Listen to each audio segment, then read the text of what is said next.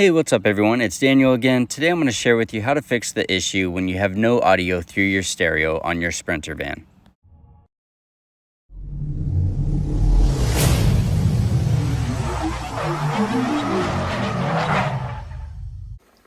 So before starting this, there's a stereo in here. It was an older stereo, sort of outdated, and it didn't light up or anything. So it wasn't working to begin with. So we purchased a new stereo that we knew would work and started to install it. Worked great for about 5-10 minutes and then just randomly lost all audio sound. What we're going to do here is I'm going to show you exactly what I came up with.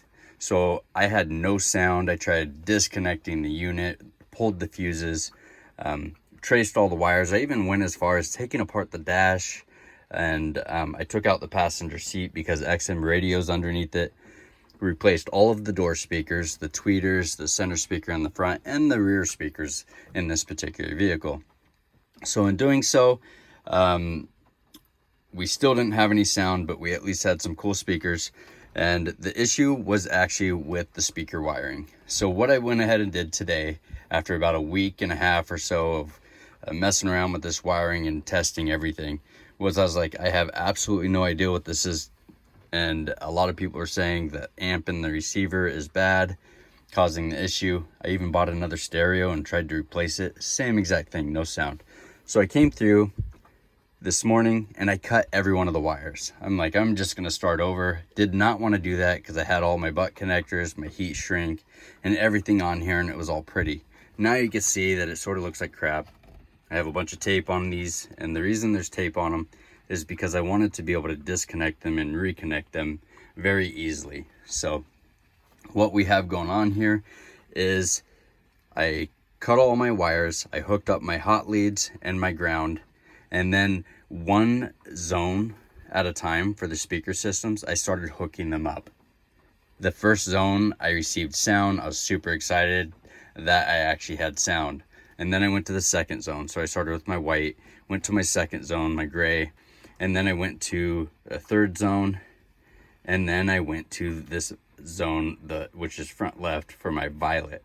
So when I connect both of these wires here, I actually lose sound completely, and it like kills the whole system. You have power and everything, but absolutely no audio.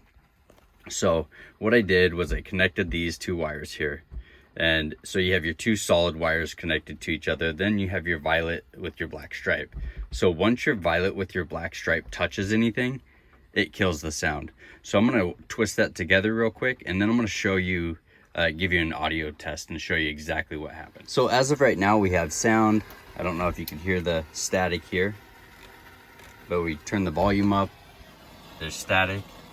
So once this violet wire, which is the violet and black stripe, it may be different on your particular vehicle, but the way this system's set up, once this touches anything, because there's some damage somewhere in the system, the system just, all the sound goes away. So there's no more static, there's no more beeps on this when I try to do anything. So the only thing that I was able to do, which is just, I'm really glad I came out here and just cut all the wires.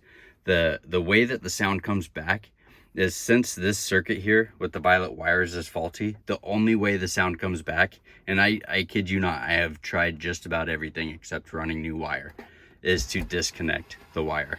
So now the sound is back. So you can reconnect that solid wire, but if you reconnect the violet wire with the black stripe, the system kills again. So it will stay off until you disconnect the positive and the negative side of this particular circuit. So in your case, it may be any one of your speaker circuits, but if your two wires, your positive and negative, touch together like so, then the system is just gonna basically mute itself, and there's no way to get out of it until you disconnect both sides of that circuit. So disconnecting the wire harness from the stereo it's not enough. You have to physically come through, cut your wires, and disconnect them from each other. I even went as far as I went to the door speakers to disconnect these, and it still didn't fix it. So I had to disconnect them right back here, because these wires don't just run straight to your speakers. They run to the, on the camper vans specifically, they run all the way to the back there and then find their way back up through the dash into your speakers. So just want to share this with you. Hopefully you found this helpful. Please feel free to like and subscribe, and definitely feel free to share any similar experiences. This has been such a pain. I've read so many forums, watched so many videos, and finally just went my own route and cut everything. And I'm very thankful that I found this, because I've put way too much time into this and just wanted to share it with you guys. So thank you very much. I'm gonna go ahead and heat shrink all of these, put new butt connectors in, and this particular wire that is causing issues, I'm not going to use it. I'm going to cap it off, and it's just going to be out of order basically, because I don't know what's causing that issue.